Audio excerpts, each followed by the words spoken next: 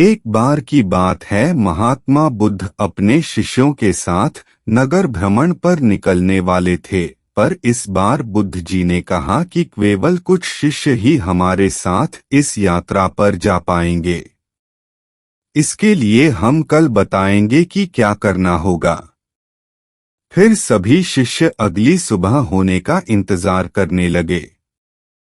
फिर सुबह होते ही सभी शिष्य महात्मा जी के समक्ष जा पहुँचे। तभी महात्मा जी ने कहा कि हम 3 महीने बाद यात्रा पर निकलेंगे। तभी एक शिष्य ने पूछा कि गुरु जी, आपके साथ यात्रा पर कौन जाएगा? इसके बारे में आपने बताया ही नहीं। तभी महात्मा जी बोले कि केवल एक ही शिष्य हमारे साथ इस यात्रा पर जाएगा। तो सभी शिष्य हैरानी से महात्मा जी के ओर देखने लगे, केवल एक ही शिष्य। तब महात्मा जी ने कहा कि हाँ, और इसका चुनाव हम एक परीक्षा द्वारा करेंगे। जो इस परीक्षा में उत्तीर्ण होगा वही हमारे साथ यात्रा पर जा पाएगा। तभी सभी शिष्यों को गुरु जी ने एक एक गमला दे दिया और बोले कि जिस भी शिष्य का पौधा सबसे बड़ा होगा वही हमारे साथ इस यात्रा पर जाएगा। तभी सभी शिष्य अपने अपने गमले लेकर अपने अपने कक्ष में चले गए और सब अपनी तरह से अपने अपने गमले के बीजों को सींचने लगे। लगभग 2.5 महीना बीत चुका था। सभी शिष्यों के पौधे थोड़े थोड़े बढ़ने लगे, लेकिन उनमें से एक शिष्य का पौधा बिल्कुल भी नहीं बढ़ा। लेकिन फिर भी वह निराश नहीं हुआ और हर रोज की ही भांति अपने गमले के बीज को सींचता रहा, लेकिन कोई भी फर्क नहीं पड़ा। फिर परीक्षा का दिन आ गया। सभी शिष्य अपने अपने गमले लेकर महात्मा जी के समक्ष प्रस्तुत हुए। फिर थोड़ी देर बाद वह शिष्य भी वहां प्रस्तुत हुआ जिसके गमले में लगा बीज बिल्कुल भी नहीं बढ़ा।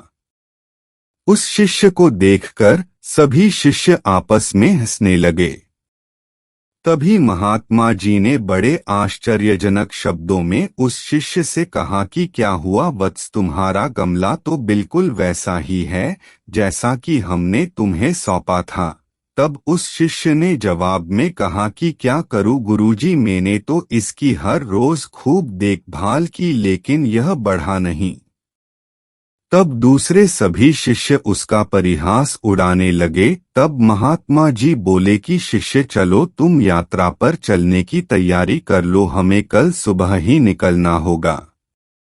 तभी सभी शिष्य बड़े अचंभे से महात्मा जी की ओर देखने लगे। तब महात्मा जी ने कहा कि हाँ, हमने जो पौधे तुम सबको दिए थे वह सभी बंजर थे, तो उसमें पौधा कहाँ से उगता?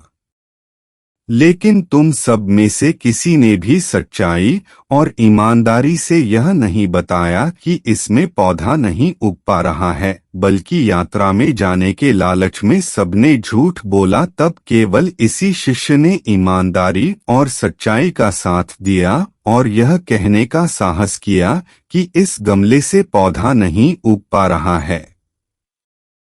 कभी भी हमें ईमानदारी और सच्चाई के पथ से नहीं डगमगाना चाहिए। ईमानदारी और सच्चाई की राह थोड़ी मुश्किल जरूर हो सकती है, लेकिन इस पथ पर चलने से बहुत बड़ी बड़ी राह आसान हो जाती है।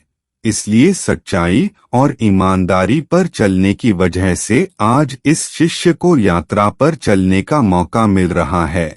और यह कोई साधारण यात्रा नहीं है, बल्कि बहुत बड़े मठ में हम इस शिष्य के साथ जा रहे हैं, जहां पर कि इसके भविष्य की नई राह खुलने वाली है।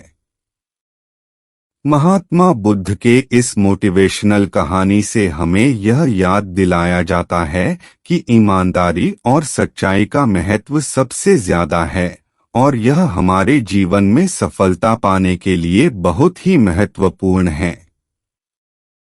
हमें कभी भी सच्चाई और ईमानदारी का रास्ता नहीं छोड़ना चाहिए, चाहे हमारे सामने कितनी भी मुश्किलें क्यों न आएं।